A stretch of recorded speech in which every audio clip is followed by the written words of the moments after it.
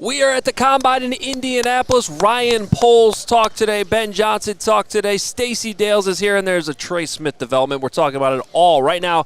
CHGO Bears Podcast from Indy.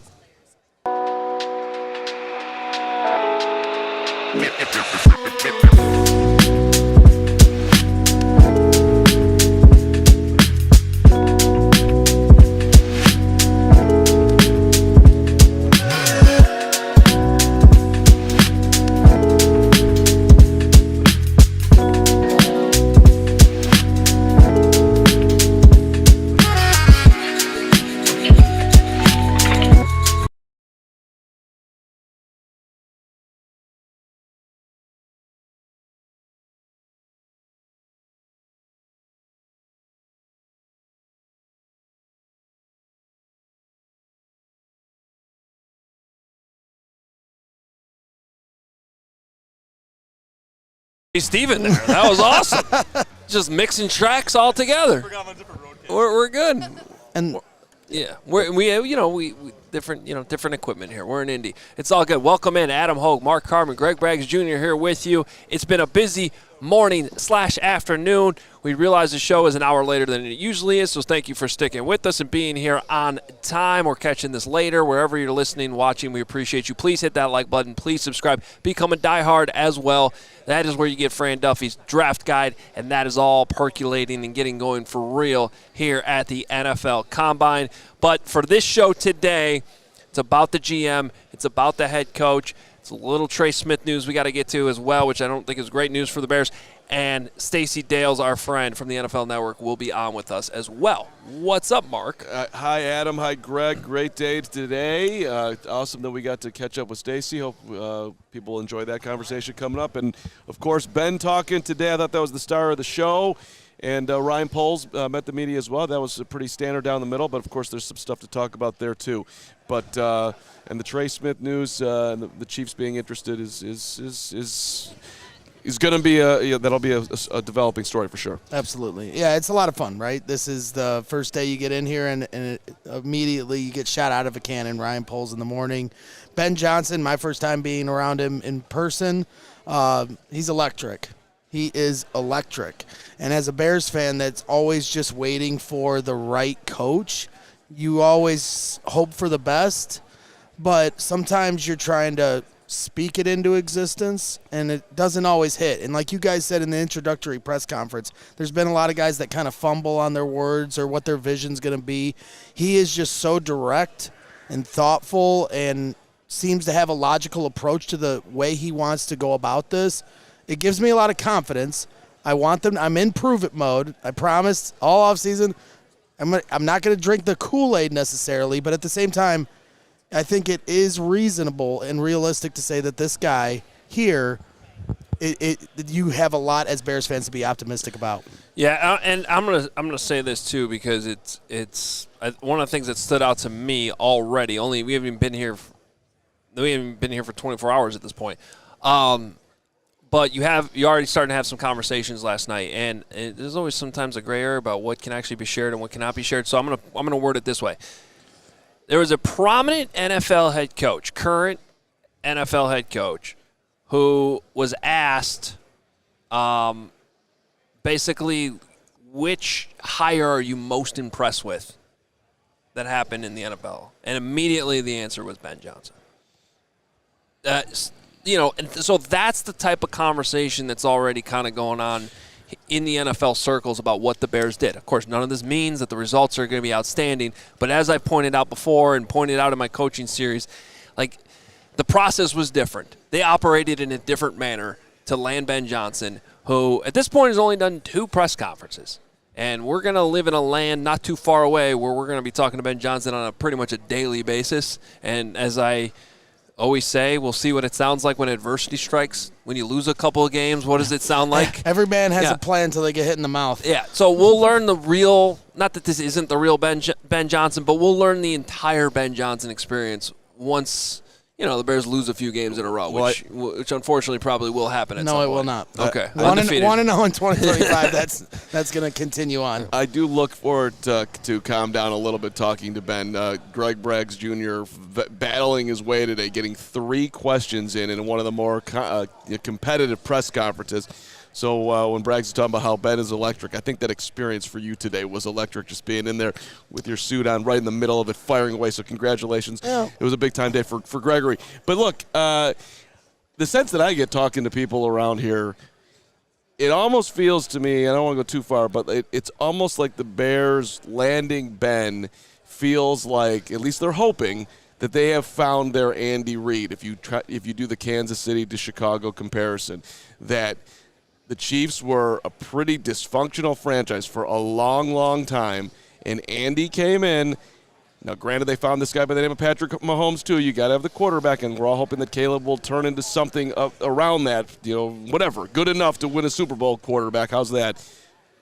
But there is a large amount of optimism about Ben Johnson being here, and Poles used the word. What did he say at the start? The energy. It's different around here, is what he said. Which we're going to hear from here in a little bit too. But so enough of us talking about Ben Johnson. We got some clips from Ben from his press conference here in Indy that we do want to share with you. I think his first one was a Bragg special. I think it was a Greg Bragg special. We don't have the Caleb Williams supercut, but we got the Ben Johnson special. But it has to do with who he hired on his staff, which he spent a good amount of time today talking about. So here is the Bears head coach. To that point, your offense was predicated on a lot of run game and play action. And the statistics don't necessarily show that you need to be a good run game to be a good play action team. I'm just curious about your philosophy in that regard. Yeah. There is a marriage between the two, there's no doubt, but I would agree with what you just said. You don't necessarily have to be a great running team to get reaction in the play-action game. I think it all starts with what your line up front can do, what your backs do well, and you take it from there. And listen, what's so beautiful about the coaching staff that we put together is I didn't hire a bunch of my friends. I went outside of my circle on purpose because I wanted to collect a different mix of experience, of energy, ideas, and we're all going to make it come together, and it's going to be the Chicago Bears going forward. And so it can look a number of different ways. Eric Bieniemy's got a lot of experience in the gun run game and what they did in Kansas City, obviously, and Declan has a lot of success from the Sean Payton tree, and Press Taylor has a lot of success from the Chip Kelly all the way on. And so we've got a lot of library, if you will, to draw from, and we'll see it all come together once we get our hands on these guys. Outside of my circle on purpose. Yeah, and I know we're going to talk to Stacy about this a little bit later on too. So what's going on in the mind of Hoge right now? Wow. Well, because I just want to be careful about this because, well, first of all, he did hire some friends. He hired Antoine Randall. That's one. Yep. There were a couple guys. Right. Now, I'm not JT Barrett. JT Barrett. I'm not trying to dispute what he's saying at all. I'm just trying to say that I think he would have hired more if he could. Okay. I think this is what you say when you couldn't hire all the guys that you really wanted to hire. Wow. Well, the same thing happened with Nagy. He couldn't hire all the Chiefs guys, and then so they tried to spin it like, I want to get all these different these Mark Helfrich knows the spread game, so we're gonna bring him in, and I'm just saying like this is because Helfrich came from Chip Kelly, right? Yeah, and so did Declan Doyle, right? Or yeah, not? he went through a whole thing about who came from what. Which is great. I'm not poo-pooing the staff. I like the staff. That's not the issue. I'm just trying to say. I'm just trying to say like. I bought that hook, line, and sinker. I know you did, despite the fact that his associate head coach is his friend. Well, I'm gonna go. He's not talking about the entire staff, but I bought the part that I bought is that he was like, look, I'm not just gonna hire my friends here. I'm gonna hire who other people are telling me would be the best for the job. I thought that it was actually a big bet on himself and being able to be a head coach and bring people together. Hold on. So, time out. I will go down this road with you because there's two sides of this coin, right? of this philosophy. I'm going to bring in a lot of different people that have different perspective. Press Taylor from the Jaguars came from the Chip Kelly system, and I believe so did Mark Helfrich. I believe. Correct me if I'm wrong. But regardless, the point is, to his point with Matt Nagy, that was the same sell job. Exactly what he said. The problem was Matt Nagy could not get on the same page with his offensive line coach, with different people on his coaching staff, and it ultimately didn't work out because their quarterback wasn't good enough too. But the other side of the coin is that Ben Johnson is keeping an open eye to all these different things. The task at hand to make it work is that you're still the leader in that room. Yes, there's different perspectives and different ideas of how you execute offense, but you're the man in charge, and the too many cooks in the kitchen moniker holds unless you're the lead chef and you know how to handle the cooks underneath you. Right, and to your point, I do think there's a much higher likelihood that Ben Johnson is going to be able to mix all these different flavors together to create a stew that works. And I think that the quarterback is better than Mitch Trubisky was. So I do think that this is in a much better position. Also, I think what we're learning early on from Ben Johnson's good at this. Like, he's good at selling what he's doing. And let's play the Declan Doyle clip, because that was one of the questions I wanted to get answered today. So you talked a lot about staff. Okay, so how did you land on Declan Doyle? And this was another great answer. Yep. How did you land on Declan Doyle as your OC? Declan, so great story about him. I ended up calling John Morton, who took the OC job at Detroit. He'd worked with Declan the last couple of years, and I asked him, I said, hey, how's Declan doing? Is he ready to be a coordinator? He said, Ben, listen, he's another Ben Johnson, which I think that's a good thing.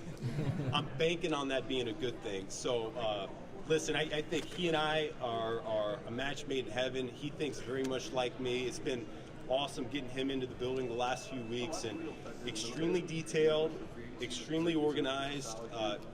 The age does not matter. He is going to be respected by not only the players but also his fellow coaches as well. I can already see that coming into place with the coaching staff meetings that we're having right now. He's very well informed. It's just like anybody, if you can help make the people around you better, they're going to find value in you. And so that's what Declan's bringing to the table for us right now. He's another Ben Johnson. I mean, that is a way to get to the heart. If somebody told me that we could hire somebody on the show that's another Mark Carman, I'd be like, thank God. I really, really appreciate and that. you know that the chat would say the same thing. No, and they love me. Yeah. Every single one of them. Hey, look, I could quibble with a little bit of what he said there. The age does not matter, but he course-corrected at the end there. It won't matter if he's really good at his job, but you can't bring a 28-year-old in who the players are going to look at that shouldn't you be coaching high school if you are not really good at what you're doing. So I hope that Declan is that good, but the age thing will matter if things go sideways. I thought it was a really good answer to a completely fair question that I think will great question by all Hoge. of this we're talking about.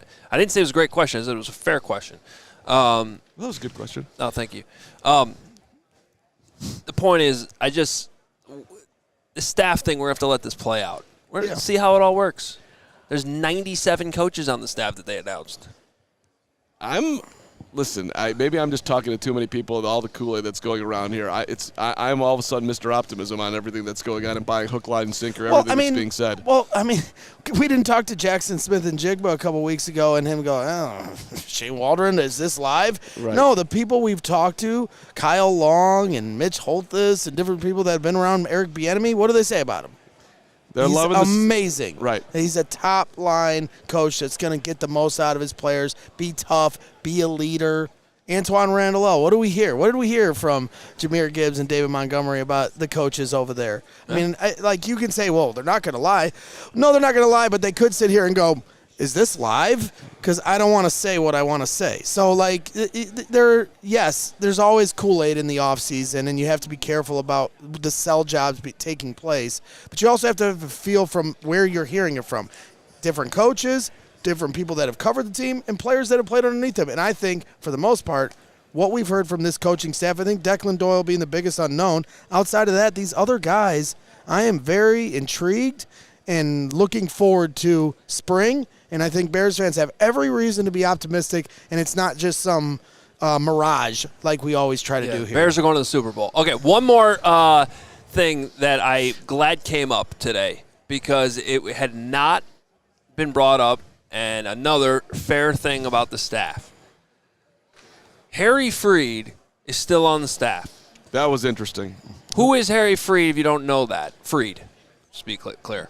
Harry Freed, it was the guy whose job it was with Matt Eberflus to help him through game situations, through preparing for those situations, to having a direct line during the games to make decisions on when to challenge plays, when to call timeouts, all this stuff. End of game scenarios. Yes, that obviously did not go that well. No, they didn't go that well. Yes. Now, that does not – so I'm going to be honest. My first reaction when I saw that Harry Freed was still on the staff was a bit of surprise.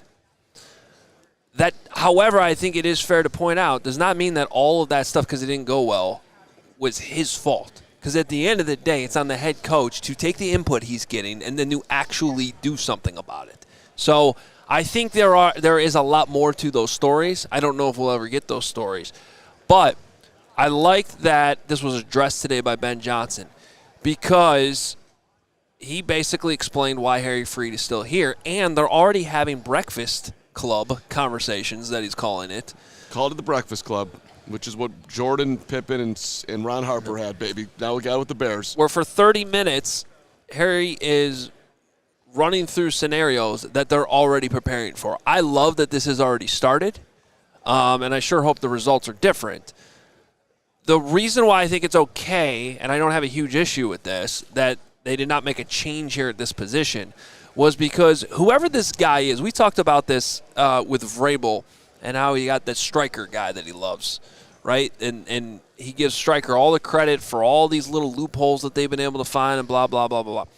You have to trust this person a lot.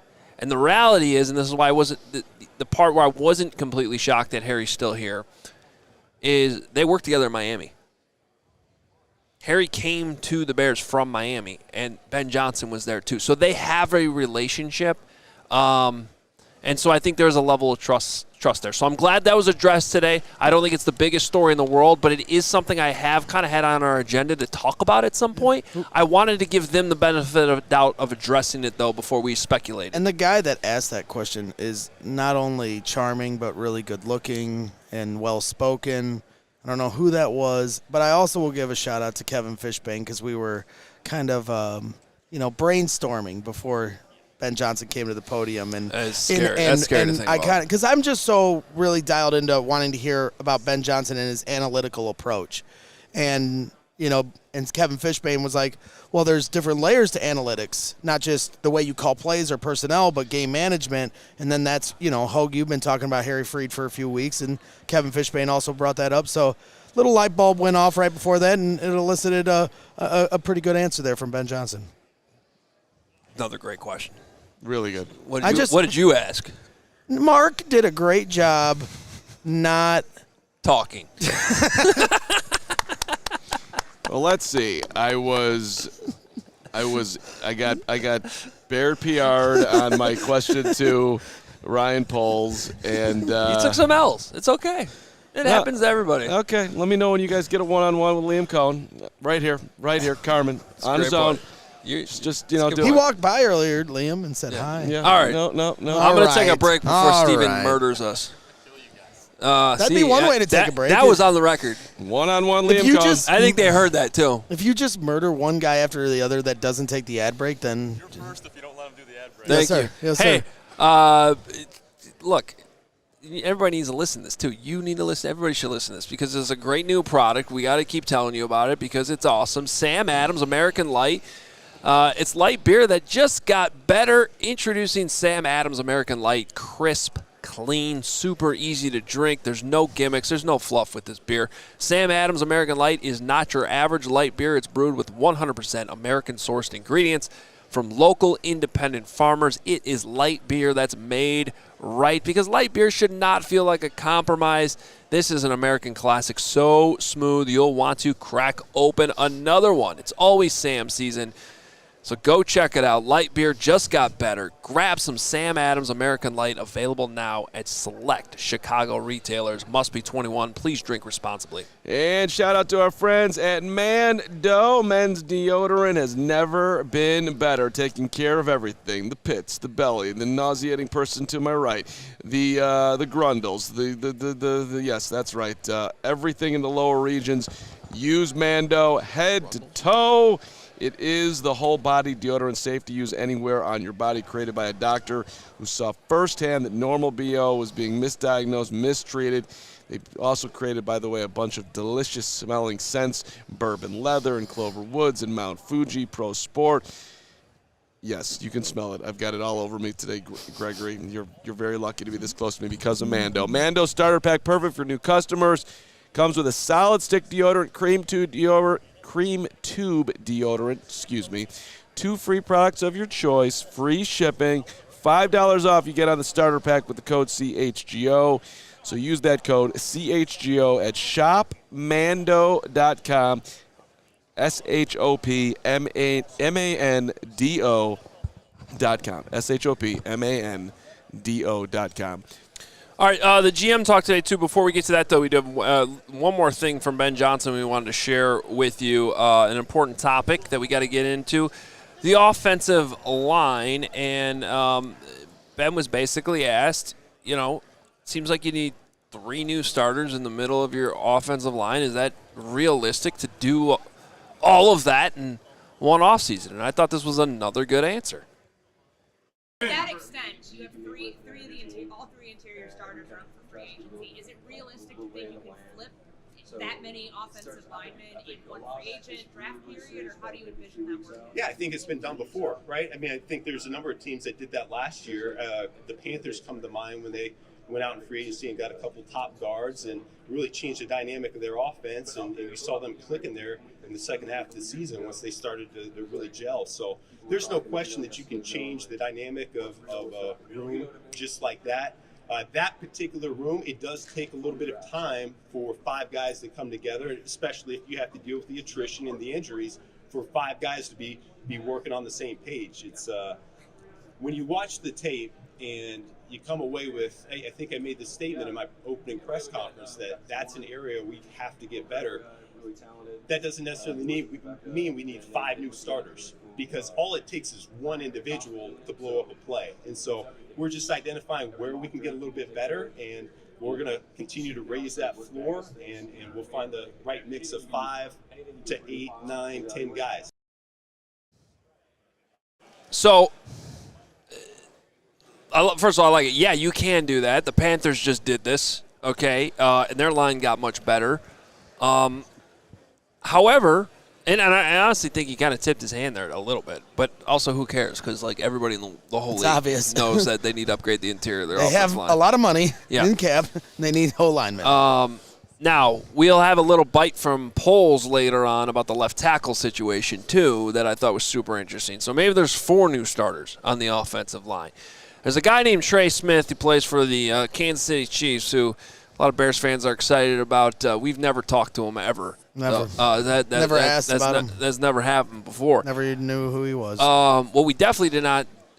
We did not talk to Brett Veach about this today. But Brett Veach did talk about Trey Smith, and boy, he sounded pretty optimistic that they can re-sign him. And I just got done talking to our guy Matt Verderam, who obviously knows the Chiefs really, really well, and he was there for the Brett Veach conversation. And Verderam's been like 51% that Trey Smith will be playing elsewhere next year, but still pretty more optimistic than others that the Chiefs can keep him. He used the words, Brett Veach, today in his press conference, quote, pretty optimistic. Also, quote, we've already had some good dialogue with him.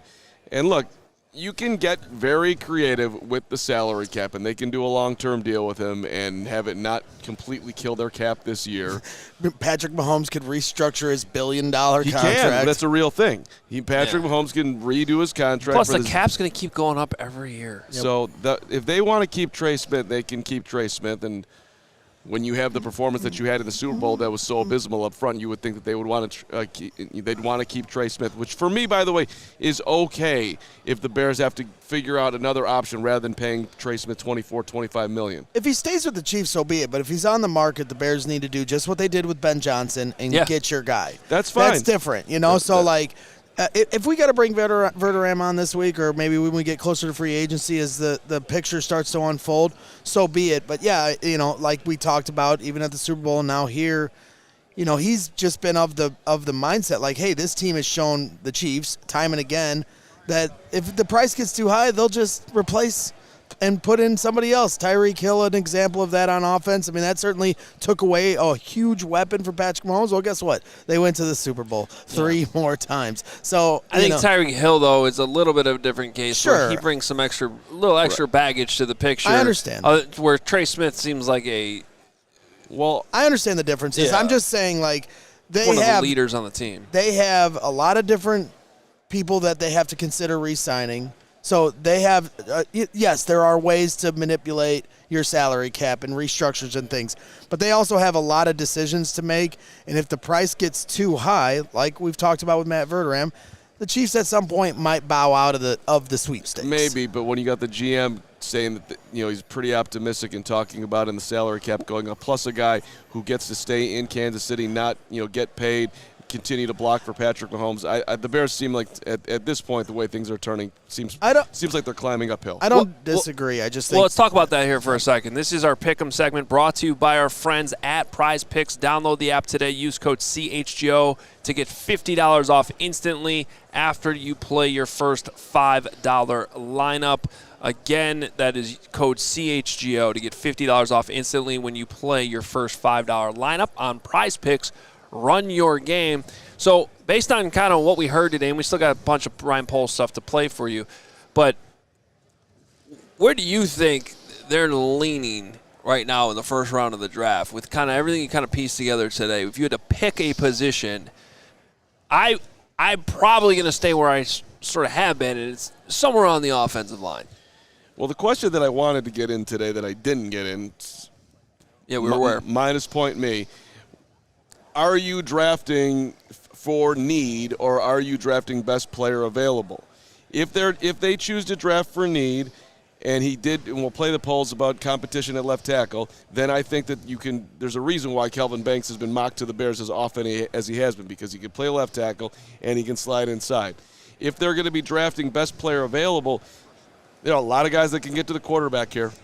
So to me, that's the big question here. It's going to be one or the other. You wouldn't think they go anywhere else, but I don't have a great feel on which way they're going. But I would bet O-line. I agree that. I mean, it's whatever. I don't know what percentage you put between O-line or D-line. It's definitely going to be one of the two. And if you're going to draft an offensive lineman in the first round, yeah, you've got Will Campbell. But is he a guard or is he a tackle? I think that's important. If you're telling me he's going to be one of the best guards in the NFL his whole career, draft him at 10. I don't care. But I think there's layers to that discussion, because you say Kelvin Banks. Bears fans are down on him. Let's see how the evaluation plays out with the Bears having on Kelvin Banks. You also have Josh Simmons, an offensive tackle from Ohio State that got injured during the year. He might be the slam dunk left tackle if not for the injury. So I just think in an ideal world, of course, they'd want to draft a left tackle, Joe Alt, at 10 and move on with the rest of their lives for the next 10 years. But I don't know if that player is there. And so when you start talking about potentially drafting a guard at 10, when you consider the interior offensive lineman that will be available in the second and third round, there's a strategy to this. So I'm not going to get ahead of myself here. They're certainly going to have a completely revamped offensive line through both free agency and the NFL draft. He referenced the Carolina Panthers, Ben Johnson, right? So what did the Panthers do? They went and signed 2 top free agents to come in on a bad team, and they turned some things around offensively.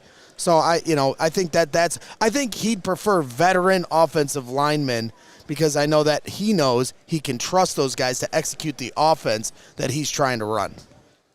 We have a lot more coming up here. So I mentioned we had some Ryan Poles down. We're about to play that for you after this next break. We also have our guy Patrick Norton down here, and he, while we were starting our show, went and talked to Sean Payton. A lot of connections with Sean Payton. So we got that. We will play for you here in a little bit too. And of course, Stacy Dales joins us here momentarily too on today's loaded show from Indianapolis, where Carman's stalking people with his right-on binoculars. That's right. But first, thank you, Stephen. Right on. Oh, look at that. Is that Ryan Poles over there planning the next? No, that's Patrick Norton. Oh, that's Patrick Norton. And that's Larry Mayer. Oh, Larry, I can see you beautifully, crystal clear with my right-on optics. He's having lunch. Yeah, lunch with Larry. Why can't we have Larry on the show? Hey, no matter what outdoor activities you prefer, or if you're just going to the combine, you're trying to stalk Larry Mayer, you want our friends at Right On Optics so you can see clearly. Everyone can use a great pair of binoculars. Better views for whatever you want to check out in life, be it the last row at a sporting event, or if you're just going to go on a nature hike, or if you're stalking at the NFL Combine. Right Offer offers the higher performance at a lower price, the perfect balance of performance and value. And yes, every product, full quality control inspection and the unlimited lifetime warranty. You break it, they will take care of you. Check out the full line of Right On products today at rightonoptics.com/CHGO. That's RITON optics.com/CHGO. And if you're like the three of us and you missed the auto show, shame on you. But there's good news because auto show deals are going on now at Ray Chevrolet in Fox Lake. That means that the latest vehicles you've been looking for are now priced with huge auto show savings like $11,000 off MSRP on new Chevy models. With the money you save there, you can go pay Trey Smith to come to the Bears. Or you can check out their selection of over 125 vehicles priced under $20,000 with one of Chicagoland's largest Chevy inventories. You are sure to find the perfect vehicle for you. And because they are one of the top-selling Chevy dealers in the Midwest, they're able to keep prices competitive so you know you'll get a great deal. Plus, they have a raised price promise, which means the prices that we tell you here on the show, the prices you might see online, wherever you see them, they are the same exact price you pay when you go in-store to pick up your awesome new Ray Chevy. They do not change the price. They don't surprise you with random fees or anything. Go see for yourself. Visit our partner this February at their convenient location right off of Route 12 in Fox Lake. Do not miss out on their auto show sales event all month long. Be the star of the show. Take $11,000 off MSRP today by shopping Ray Chevrolet in Fox Lake or at raychevrolet.com. They've been serving the community since 1963. Together, let's drive. And together, let's hear from the general manager of the Chicago Bears, Ryan Poles, kind of kicking off his offseason, got the coaching search behind him. A lot of some interesting information on how he and Ben Johnson have started to come together, some of the things that they've been doing behind the scenes, because there's really no offseason when you have a new coaching staff. They got to start to get together. They need to start talking about the players they want to have. And a lot of this talk about Ben Johnson, it's positive for the GM as well. Here's Ryan Poles. Is on staff? Yes. Our relationship has been outstanding. Everything that I learned about him through the interview process has played out really well in person as well. And you could really tell that through the construction of his staff. Very thoughtful in everything that he does, strategic in terms of the setup and who he wants and the chemistry within the building and the different personalities and experiences that everyone brings to the group, which is really important. And you can see how that's going to play out as we get into the offseason, developing our players as well as to in-season, preparing week in and week out. And I've been really happy with the staff. You can feel the energy in the room. Guys like Dennis Allen bringing a lot of different experiences into the building to help support Ben as well as the entire coaching staff. And then the energy that we have on the offensive side as well. These guys are juiced up. It's a totally different feel these days for the group that's in there. Energy's good. Totally different feel, Hoge. Greg. Carm, Steven. I like it. Yeah. He was looking at me though. Like I've been through too many of these guys. I'm excited. I want to see a football game. Why we're looking at you? We're doing a show with you. I know. You gotta say something. Look. I just want it on the record. I am excited about Ben Johnson. I think this is gonna work. I don't think anybody's fluffing anything up here. I think it's all real. Is where I'm But I'm tired of going through these cycles all the time. This is the same. All right. It's the same. How many combines have I covered where they're talking about the new coach and the new energy? Fine, and that's fair. But to push back, just a little bit ago when we were talking about Brett Veach, and he's saying, well, yeah, I've already been talking with Trey Smith, and we're optimistic, and we'd love to bring him back.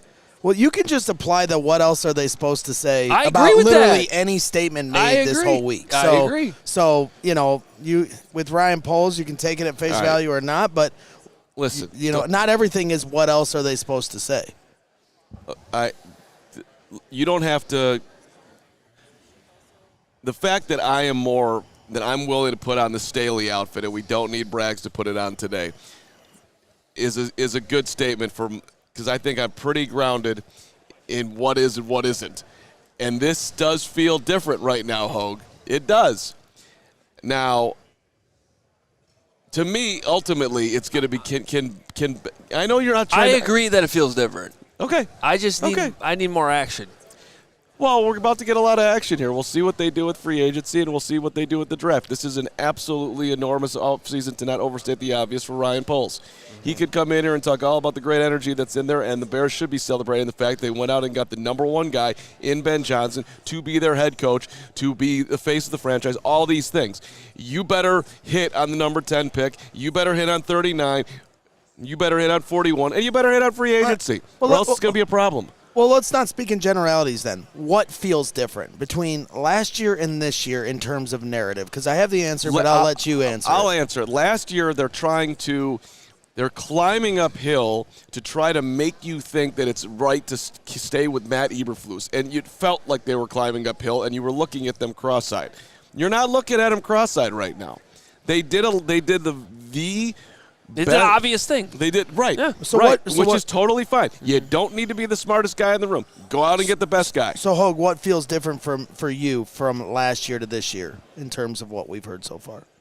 That Caleb Williams is in a much better place with this coaching staff to have success. And now I'll take my turn. What feels different for me is last year, all we were talking about was Caleb Williams, obviously. We're talking about the quarterback. We're talking about, how they're going to score touchdowns. This year, all we're talking about are the trenches. And so I know for a lot of fans that got very angry last year when the Bears just completely skipped over the meat and potatoes part of it and built the team backwards in a lot of fans' eyes, they're now talking specifically about offensive line and defensive line. Ben Johnson talked nothing but O-line, and Ryan Poles talked predominantly defense in a lot of ways. Well, speaking of that, here is kind of a rip of a few questions in a row about Ryan Poles' willingness to spend more money in free agency, specifically when and how to be more aggressive when it comes to the line of scrimmage.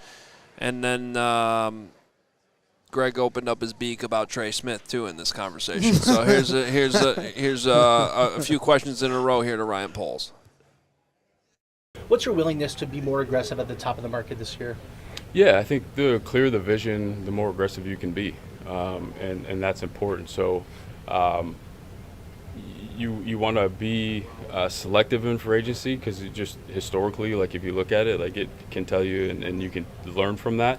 But if there's certain players that kind of hit all the check boxes that you need, there's really no reason to hold back. Like I feel like you can be aggressive in those situations. Ryan, with DeMarcus off the roster and just knowing that the strength of this draft is the defensive line, but there's also a couple names out there in free agency, guys who've requested trades and some other free agent options. Like, how do you go about weighing how and when you will attack addressing that spot opposite Montez? Yeah, that's part of what we're doing now. Again, it's a big puzzle. Free agency comes first. There's a lot of unknowns in the draft in terms of who's going to be there for you. I've talked about that before. You can have philosophical beliefs in how you build a football team, how you prioritize, but the supply has to match the needs, and those opportunities have to present themselves at the right time. So we're starting to put that puzzle piece together. But what I like about really the pairing so far of free agency and the draft is I do believe that the supply of players are matching our needs. So there's going to be good opportunities. When you were in Kansas City, what was your memories of your evaluations of Trey Smith? Yeah, I'm not going to get into players that aren't on our roster right now, but I'm proud to be a part of that draft process. All right, I would like to challenge the JW Marriott to something. Okay, It's a great hotel here in Indy. We've been doing this conversation with Ryan Poles in this spot for almost and beyond. Ryan Pace too. Usually where we talk to the GM. If you could hear that squeaking noise in the background, there is an escalator that has been squeaking like that for like 10 years now. Can we get that fixed? And let me tell you, because a couple times they stopped it and they made a loud beep.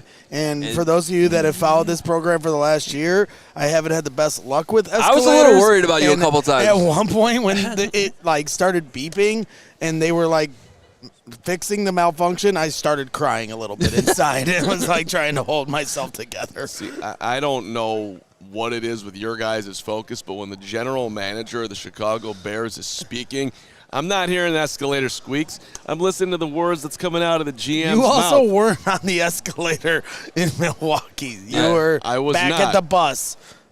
That's correct. So you don't have PTSD over it. It's okay. And even the GM a couple times stopped to be like, what the hell is that noise? Right. Yeah. Well, because this kind of sounded like a fire alarm. Anyway, just going back to what Ryan Poles was saying. There was a different thing that went off is when he stopped. He wasn't hearing any escalators. He was focused on the great questions that Greg Braggs was asking. You too, Hoge. Well, it was funny because, Hoge and Carman, we all talked about, whether or not, like, how are you going to ask about Trey Smith? I mean, it goes without saying. They have a ton of cap space. The Bears need a lot of offensive linemen. He's the top offensive lineman available on the free agent market. He is going to test the market. Whether or not he goes back to the Chiefs is yet to be determined. So the question needed to be asked. But at the same time, there's only a certain way he can talk about Trey Smith. He can't say, well, yeah, I'm going to sign him in a couple weeks, or we're trying to the way the Chiefs can right now. But that being said, he did evaluate him. He was part of the process of bringing him to the Kansas City Chiefs. And that's fair. If he doesn't want to talk about it today, that's fully within his right. But to us, we felt the question needed to be asked. And so he says, oh, I'm not going to talk about players not on my roster or anything like that. Well, last year at this time, I think we were talking about plenty of players that weren't on the roster. But difference between draft picks and free agency, and there's a dance there, and he's certainly not trying. Well, one can be tampering, too, if you're not careful. Right, but if you speak in the right terms of what you're saying. Right, I would have loved to hear more just about how Trey Smith fell to the 6th round and why exactly you're proud of that process. But, when he's a Bear in 3 weeks, he could tell us all that then. Yeah. Yeah, that's clearly what's going on. Ryan's just waiting to do all the Trey Smith talk until he shows up at ALLCITY and or never shows up, and we never hear about Trey Smith again, which is seeming, unfortunately, like the bet right now with the Chiefs. Very interested in bringing him back. All right, one more clip from Poles. I was going to say Swaggy McNolegs in the chat, which I love Swaggy McNolegs. I just wanted an excuse to say his name because it's funny. He said nobody asked him what software he uses for data analysis. I asked both Ryan Poles and Ben Johnson about analytics. Thank you very much. Well, you didn't ask what Swaggy wanted to know. I know. I'm sorry, but he could have brought that up in my analytical question. Thank you very much. We'll save it for the bonus hour. Your fascination with analytics today is I'm just confused about, but I'm looking forward to learning. I'm confused about analytics. That's why I asked about it. I need clarity because math is not my strong suit. You know what he really learned today? Why is Meatball Island all diving in on analytics? I'm like, what is happening right now? We'll talk about that later. Okay. Greg learned what quinoa was today. That was the big moment. There you go. Yeah. But I will have your answer, but we'll save it for the end of the show. Okay. Quinoa. Quinoa. Mr. Analytics over here.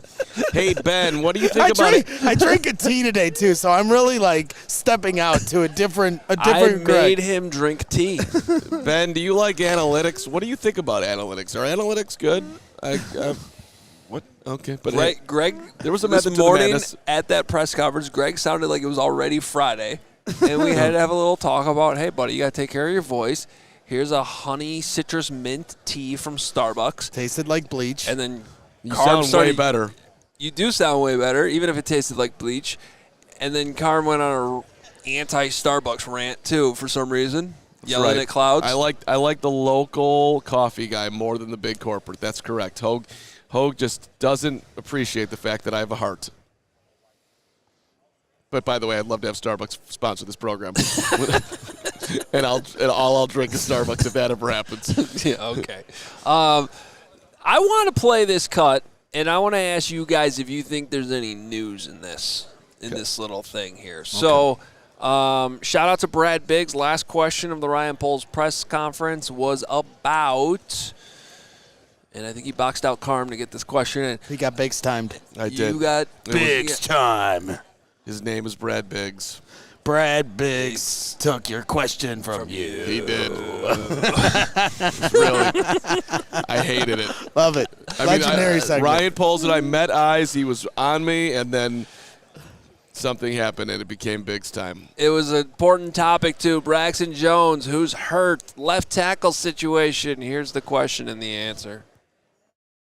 Now that you guys have been able to review the season, what do you think of how Braxton Jones performed, kind of where he's at? Do you have a medical update on him? Yeah, I think Braxton did a good job. Obviously, you never want guys to go through injuries, and we got to see how he comes on the other side of this.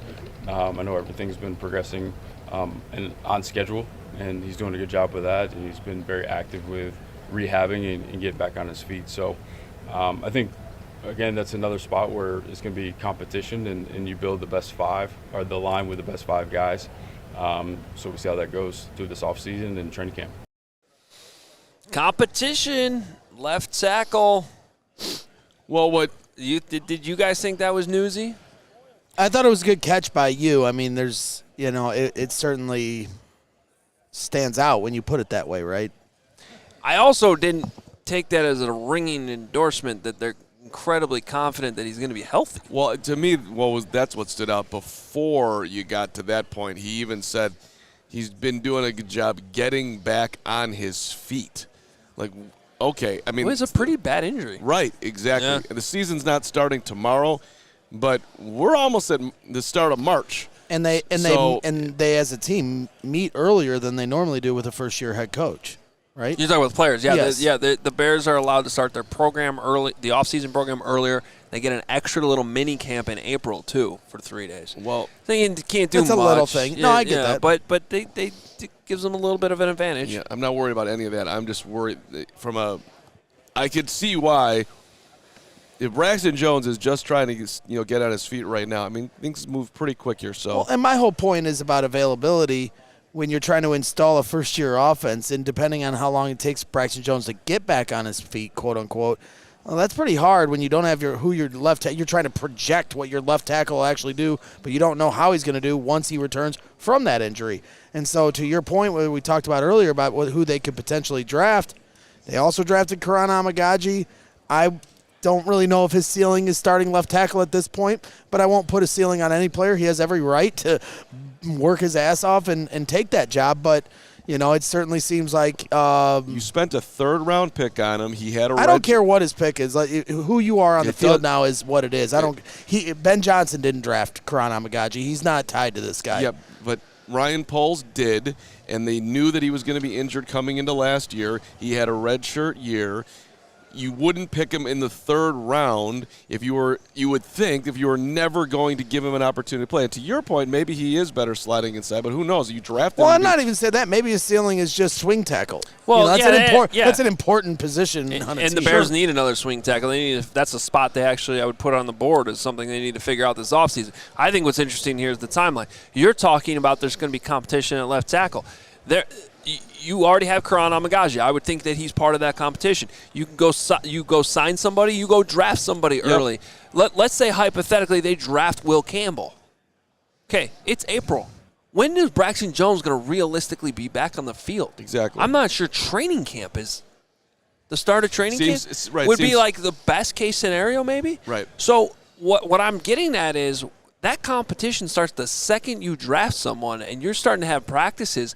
where does Braxton Jones fit in that? When does Braxton Jones get to even come back healthy into that competition? I'm just saying, I think just in terms of news and maybe in angle we haven't necessarily focused on a ton. I think left tackle sort of became a big question mark today. Yeah, I didn't hear it in the moment, but you brought it up, and just replaying the clip right now, I think you're absolutely right. Listen, this is living in reality. Braxton has done fine. He hasn't been elite, and he's hurt. So, of course, logically, there's going to be competition there. That adds up. All right, if you're new to the program, these are scary moments. When Greg, with no notice, just gets up. He's hunting after massive guests. And I think he just got shut down. He got shut down but he won't quit. He'll never quit. No. Or maybe he didn't. I thought perhaps you went full. I had a phone call. Oh.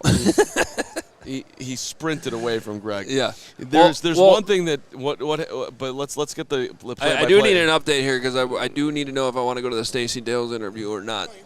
We're good? Yeah. He's getting ready to do an interview with one of the big time outlets, so he's going to join us. PHNX? Yeah, PHNX. PHLY. There's no outlet bigger than this. This is the biggest outlet. What are you talking about? Whatever. Don't worry about it. We're so big, we just hijack somebody's table next to us. Sounds like we'll be able to work something out here in a little bit, but it'll probably be recorded. Nice. But I figured while he was in passing of our set, he was nearby, close proximity, come on for 2 minutes, and then we'll never bother you again. We've started to build up a bit of a friendly talking banter the last few gatherings we've been around. So I think he's actually running away from you faster than he did a year ago. Well, he is a mover and shaker, that's for sure. He's got a lot of things to do. He's a busy man. Compared to Greg this time last year, yes, Ian can get away from him faster. There's no question. The wiggle was real. That was some real wiggle right there. All right. Well, somebody who she would never even try to get away from us because she's just a good friend, and she likes coming on with us for some reason. She's our friend. There's Ben Johnson. Yeah, okay. Yeah, go over there. Go get him. Please go to Stacy Dales, NFL Network, joining us for about 5 minutes here on the show. All right, we got a quick 5 minutes or so here with our friend Stacy Dales, kind enough to join us again here at the NFL Combine. Wouldn't miss it. Wouldn't miss it with you fellas. It's this is when like draft season actually starts. Yeah. Mm-hmm. So there's just an energy and a buzz, and and then we get to start like guessing where everybody's going to go and whatever team's going to do, including the Bears. Yeah. We just a little while ago got done with the Ben Johnson press conference. It's only a second since he became the Bears head coach. Any big takeaways from that conversation? No takeaways other than like no surprise in his conviction, how deliberate he is, his passion. I think you can feel it when you ask Ben Johnson a question. You're going to get two things possibly. One, he's going to look you in the eye, and then two, you could get a little froth on the side because he's so passionate about football. This is the kind of coach that's going to sit down in a room and close the door with Caleb Williams and become a scientist and go to the lab. And so I think that's what you're getting. And right now we're all kind of curious how he's going to have an imprint with Ryan Poles on the roster in terms of personnel. I think he has a very deliberate, this is the type of player I want at this position. This is the type of player I want at that position, whether it's an X, whether it's a Y, whether it's a tight end, whether it's a running back. And I think they're going to form an offense based upon how he stylistically wants to work around Caleb. That was interesting, too. Height, weight, speed. And obviously, if he can play, that doesn't have to be that, but he's got parameters on all of it. Yeah. I thought it was interesting when he talked about the staff that I didn't hire my friends. I hired people that so we could be uncomfortable and all come together. And I'm like, that's aggressive for a first-time head coach. That philosophy. I was actually impressed by it, but it seems a little risky. Well, I think when you come from the place that you just did, like Detroit, Dan Campbell is kind of about the same thing. I mean, Dan Campbell's not going to mince words and he's not going to fake anything. So I think that's what my takeaway was of your point. He wants who he wants, and he's going to build a culture with those guys. Like Eric Bieniemy, right? What's he going to do? He's going to come in and impact a run game. It has to be a good run game. Caleb needs a run game. Caleb Williams needs a run game. Certainly you've got to improve that offensive line to do so, but Eric Bieniemy is going to assist with that because he can specialize in those areas. So he spent time with Patrick Mahomes. Like, you want Caleb to become a generational talent surrounded by coaches that have had experience doing that. Well, I mean, so like last year you have Chris Morgan, right? And he doesn't necessarily line up with what they're trying to do stylistically with Shane Waldron. And so now you bring in Eric Bieniemy and different coaches from different backgrounds. So I'm excited to have like the different opinions, but will Ben Johnson be able to control the room to where the cooks in the kitchen aren't all overtaking each other? I think so, because Ben, one of the things I know, guys, from experience with players, talking to players he has coached, he has a level of accountability. We always hear about this word accountability. But, like, go talk to Jahmyr Gibbs. Ask him what a meeting is like with Ben, which I have. During season, I covered the Lions quite a bit. They were really good last year. He's fun in meetings. He's a jokester in meetings, but he's extremely, like Jahmyr told me once, Ben's always going to cook something up. He's always got a plan, and if you err in practice, I can tell you right now, he's going to correct every minor detail that happens. Now, am I getting overly optimistic? No, I just know that's how he coaches, and those things get results. So if you're the Bears and you're this roster and your players, you're going to get coached, you're going to get taught. Caleb Williams is going to learn cadence at a different level, and I think it's pretty cool that Jared Goff was a former first overall pick, and now Ben's got a different type of first overall. Yeah, I thought that was an interesting point he made today, too, because he was basically like, I've never had a Caleb Williams. He said that. He said that. He's like, I've never had a quarterback like this. What'd you guys think of that? I thought that was really cool. I got nervous that Caleb's going to hear that, like, sweet, I could throw off schedule. I'm like, no, you got to learn the basics here. That's literally what my thought. But that's the point, right? I mean, he said this isn't going to be the Bears. This isn't going to be the Lions offense. This is going to be the Bears. Mm-hmm. And this isn't Jared Goff. This is Caleb Williams. That being said, they had 70 touchdowns last year, so it's going to be interesting to see him come off of a philosophy that's given him so much success. Yeah, and an offensive line who was top 3 in the league. Right. I mean, there's no doubt. Like, you get 340, 50 pounds at every spot, like a bunch of first-rounders, second-rounders, and, maybe, you look at the Eagles, right? Jordan Mailata was a 7th-round pick, but he's turned into an all-pro left tackle through coaching. So you hope that you can coach these guys up and get them to protect them better than 68 sacks last season, which is how many times he was, sacked. Last one real quick from me. You've been around the Bears organization for a long time. Do you have a sense that they're in a new, different place, hiring Ben and the way that they're operating just as a whole? There's never a last question, number one. Number two. From me. Yeah. No. I will be mute. Because they've gone in a direction where they got, can we all agree, they went out and got the prime target on everybody's list, and they invested in the prime target. Yep. Right? Yeah. He was...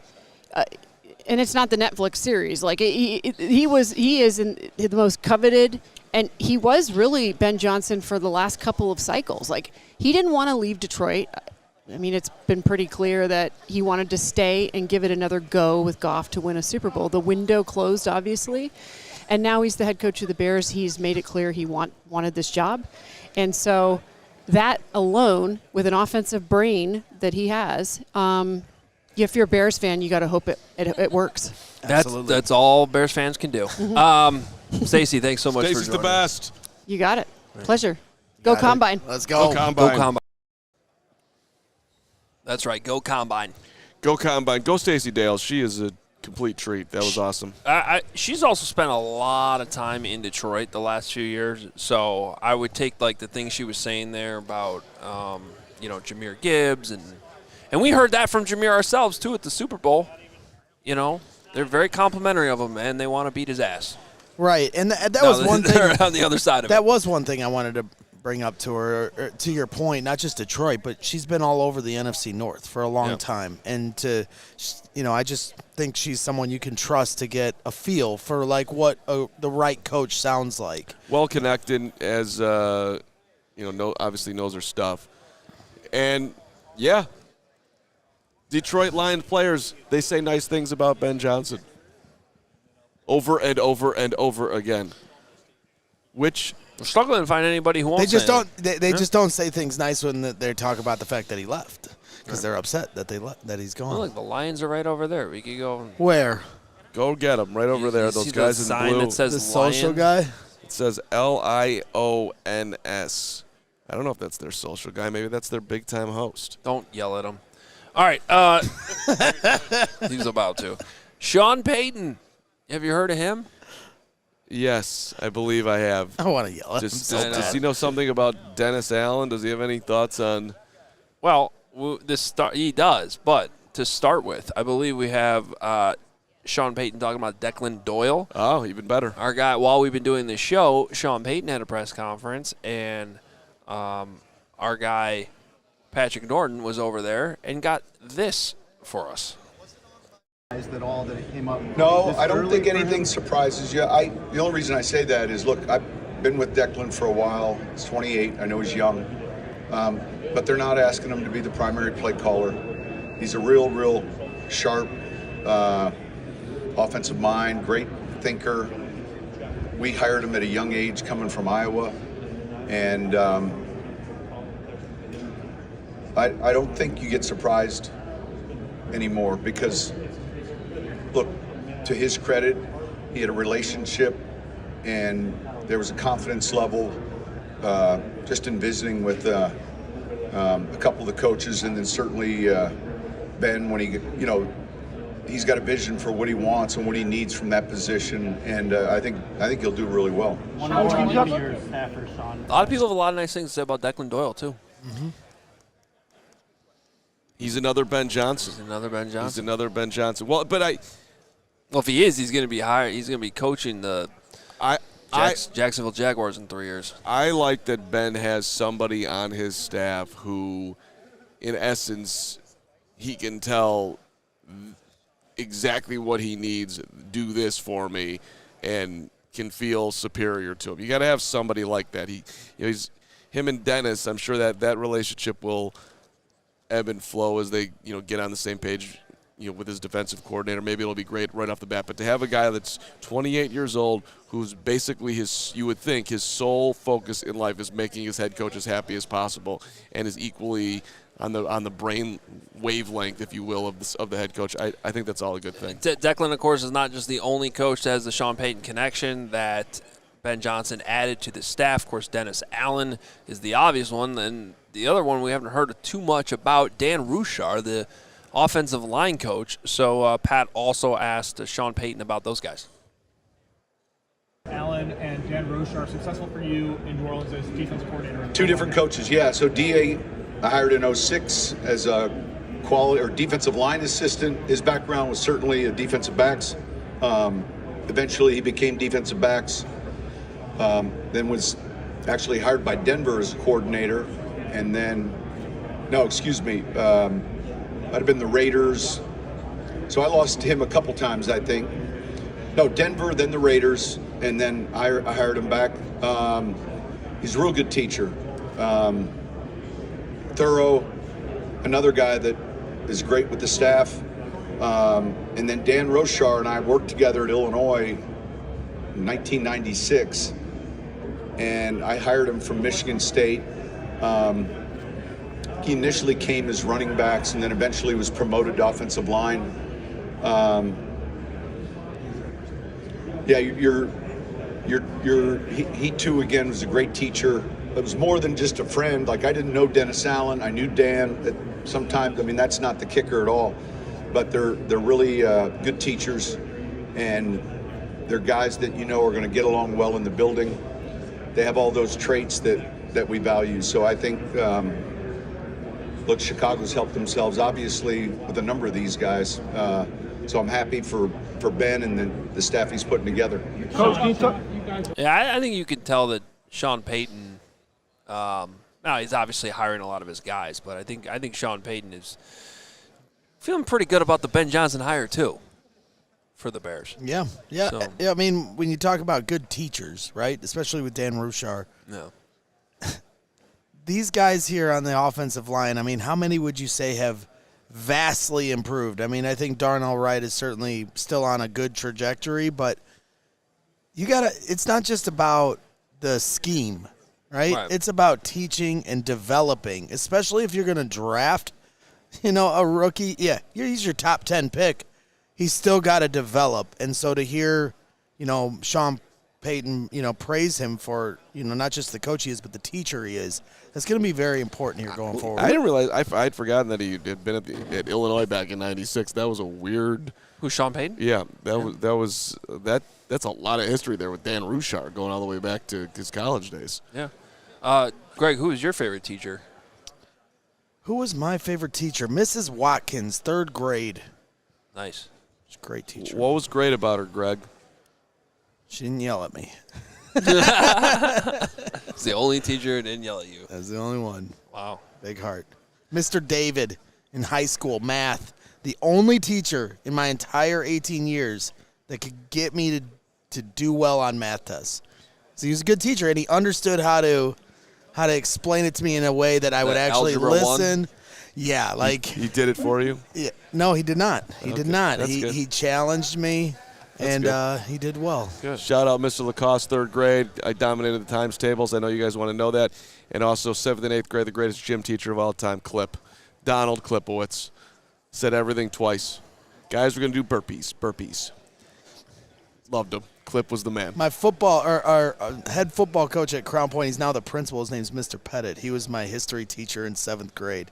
And I had a meltdown once in class where we were doing a film. No way. Yeah, we had a filmed play. And every class had to do it. And whoever finished it first didn't have to do anything for like the next month. And the teacher said, get this play done. I don't care if it takes you a month or it takes you a day. When you get it done, you can do whatever you want the rest of the month. And our class was the only class that couldn't get it done in the first week. And every time we kept messing up. And at the very end, we thought we had it in like the 12th, 20th, 30th. I don't even know how many takes. And I took, it was like a cardboard cylinder, like it was like and I hit. Interesting. I hit the other student that messed up, jokingly. Mm-hmm. Well, then there was like a whole. You mean like a wrapping paper roll? Yeah. Could you show what you did before? What'd you do? And there was just a whole meltdown. Just happened. Yeah, there's a whole meltdown in the classroom. So anyway, long story short, Mr. Pettit. Not really. Yeah. No, well, we're past that. So now you're going to see it through. So then the rest of the year, I am now in lunch detention for the rest of the year. And Mr. Pettit, the football coach, just like a football coach would, because this was all recorded. Uh-huh. This was all recorded. He was like, he'd do it like SportsCenter. He'd like play the highlight as I immediately go to the bad decision. He's like, and he'd pause it. He'd go, this is where you went wrong, Greg. What would we do different in this moment? And he was teaching me technique on how to handle my emotions. And we went through that all year long. He clearly had a breakthrough. It was, yes. Can you go get Larry Mayer to come on the show? No. Lunch with Larry? Let's have lunch with Larry. That is a fascinating conversation going on. Larry, Chris Emma, and J.J. Stankovitz. Go get Larry. No, we don't need Larry right now. We need to wrap the show up. Do we? I want to talk to Larry. We do. It's been a fun show. Did we get through all the sound? I think we did. We got Sean Payton, Stacy Dales, Ben Johnson, Ryan Poles. We just scratched the surface today. We got so much more to do this week. We do. The rest of this week will be heavy on guests. We'll have a lot of good people, friends stopping by. Today was a lot about Ryan Poles and Ben Johnson. There's a rumor that Caitlin Sharkey of WGN-TV will join us at some point this week. There's a rumor. What other rumors are there? Rap Sheet. Ian Rappaport. What about Rich Eisen? Rich Eisen. What about we got our Jonathan Jones? Jonathan Jones yeah. potentially coming on tomorrow. I think I would put him probable for tomorrow's show. Probable. Really nice guy. So, got a lot of people here. We'll definitely have a lot of great interviews, as you know, that we do here at CHGO Bears. So, it's a good first day. They've got NFL Network on in the background, and it's replaying the Bears and Commanders. So we're about to see the Hail Mary. We're leaving. Oh my we God. are leaving. Are you serious? They're playing that right now? They Yeah. just went from the Super Bowl to Bears Commanders. Oh, my God. Yeah. Matt Eberflus was just on their television. Can we turn all the TVs off in here? Chris Emma, go turn the TV off. That's just like Mitch Trubisky. We're turning the TVs off. This is probably payback for us stealing the table next to us. Someone's just playing a sick joke. Yeah, It's a good, allegedly. Great play by Byron Cowart. Guy was in the backfield. She was all over Jaden Daniels. Is he on the team for next year? All right, do we have any supers? Excuse me, Chat Sports. Can you guys turn the TVs off over there? Super chats. Darth Maul, $2. My guy. Best dressed from our left to right. Greg didn't even listen to his compliment. Chubbs, 82. $5. There are lots of offensive linemen in free agency that are starters. Defensive line are a lot better. Easiest position to transition is rush the quarterback. Gary Ross with the super, guys. All right, Gary. Gary, $5. What did you expect the Chiefs GM supposed to say? Sounds like someone who wants to get the narrative out that they tried. Lunch bet that he hits free agency in Bear. Wow, Ooh. Gary. Lunch bet. Lunch bet. Why are you pointing at me? I agree with them. Oh. I don't. I'll take that lunch bet, Gary. Lunch bet. I'll bet he signs with Kansas City. Let's look at this. Why, if you're Trey Smith and they don't use franchise tag, why would you not go hit the market? You're going to get paid more money. Mm-hmm. Even if it ends up being the Chiefs, but you're going to raise your value. I'm not saying he's not going to hit the market. I'm just thinking. I think it'd be silly for him not to. But he's saying, he'll end up back in Kansas City. Yeah, yeah. I think if he hits the market, though, that becomes less likely that he re-signs with Kansas City because they're going to be looking for a hometown discount. It does become less likely. I'll still bet that he ends up in Kansas City. Okay. Well, then you're going to owe Gary a lunch. Let's go, Gary. Bring it on. Carm versus Gary. He's owed me. I've never lost a bet to Gary. Never lost. Chubbs, 82. $5. Greg, did you finally stop shopping at the clearance rack at Suit Supply and upgrade to an on-sale section? Maybe next year you can get fitted. Maybe next year you can get fitted, Chubbs. It's Chubbs. What's going on with the shirt underneath the suit? I just didn't want to wear a button down, so I wore a polo underneath. That is no. Emma just also. gave a look. If my wife was watching, she'd be very upset that you went black with navy blue. It's a. You're not doing a great job. I actually disagree with her on this, so don't. Yeah, I was gonna say. Well, then tell your wife to. There's a lot of people that agree with Emma. Agrees with her. So what are you gonna say to Emma? I would tell Emma to. You know what? I'm not gonna finish my sentence. I'm gonna be smart. Look at that. I mean, you just had a moment where you went back to high school and you thought about that moment with your teacher. You paused it. Yeah, That's a great moment. Yeah. Okay. Anthony Fistry, $10 says Hoge looks like every other pissed off, tired Bears fan, just tired of winning the offseason with no results that matter. To the point I'm asking myself, are you okay, Hoge? He's not. He's definitely not okay. He's fine. No, I don't think he's. Don't worry about Hoge. Hoge's in a bad spot. Hoge's been doing this too long. Yeah. Hoge's got. I'm starting to become. I'm not gonna finish that sentence. You're. he's cantankerous Hoge. There's We're not worried about Hoge. When our producer almost went blind yesterday. Look, how are your eyes today? Good. Good. That was a little worrisome. Steven couldn't see last night. I didn't care. It was just annoying. Shut up. Any other super chats? Oh, now I'm muted. Oh, you muted me. He muted me. No. Again. Everybody's muted. A lot of buttons. Not me. DJ Steven. I'm okay. I am the running joke. The running joke here at the Combine, though, just so you guys all know, is that this is actually the regular season. That the off season is the Bears' regular season. Right, that's where we win. Which is nice because the offseason is longer than the regular season. And to the Super Chat's point, I am tired of that being the case. I do want to see real results.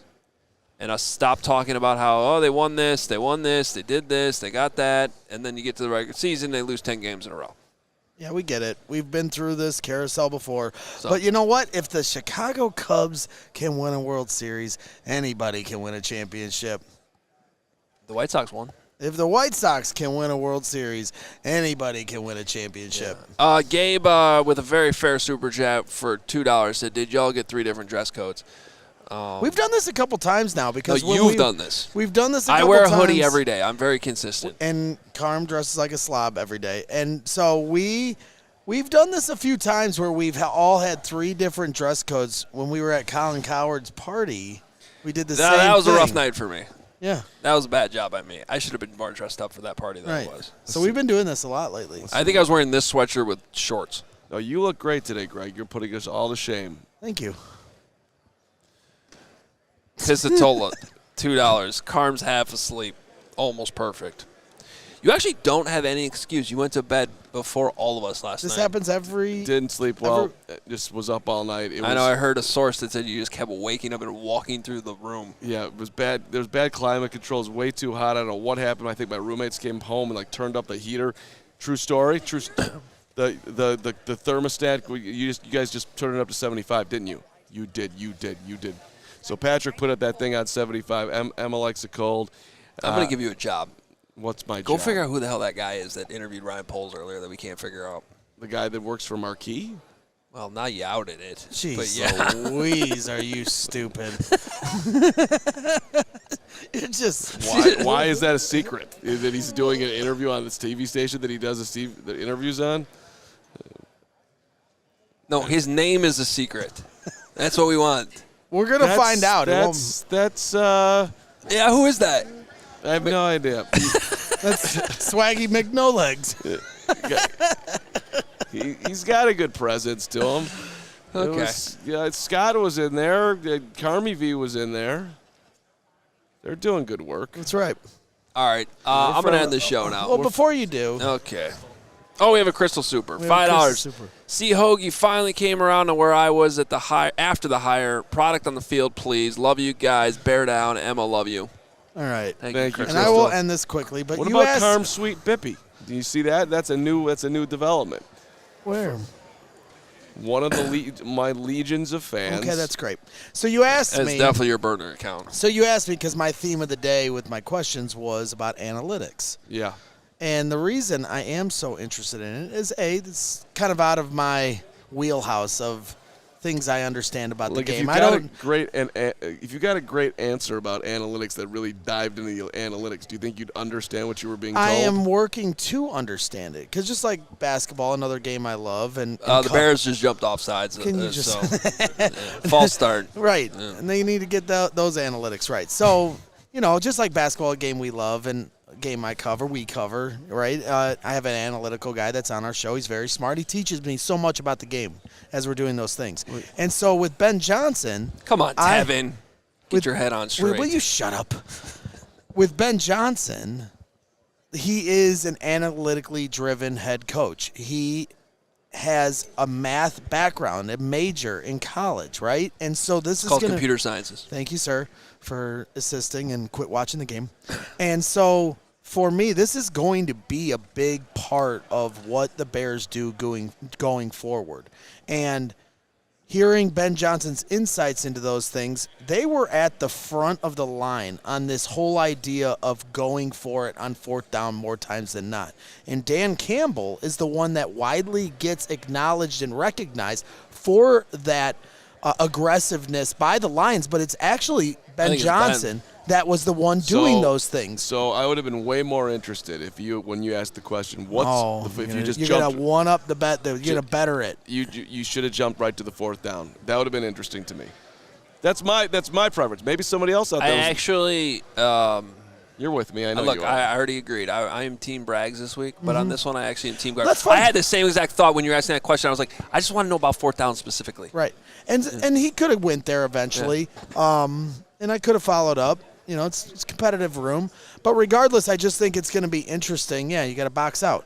So it will be interesting going forward. I mean, if you remember watching Marcus Freeman throughout the college football playoff, he had an analytical guy right to his left that literally on almost every play you can see him turning around and getting the nod of what they should be doing. And so Ben Johnson, I like that he talked about there's a balance there, but there's no question that that's going to be a big part of how they decide who their personnel is and how their game management is. And there's just going to be a lot that kind of changes the way the Bears have kind of done business as a team. So I'm looking forward to the analytical approach. Incomplete to Gerald Everett. Fourth down.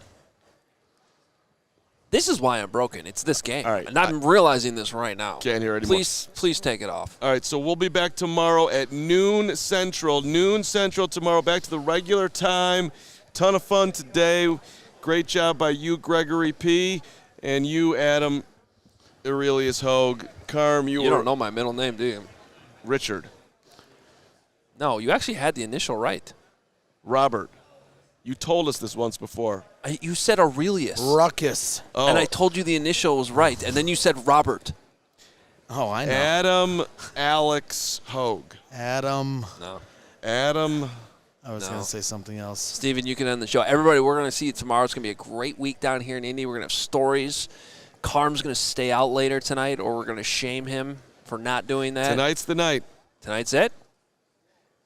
I'm not making 11:45. I'm doing my very best. Courtney Cronin's having her thing tonight. We're gonna support, and then hopefully I'll make it to 10 o'clock tonight.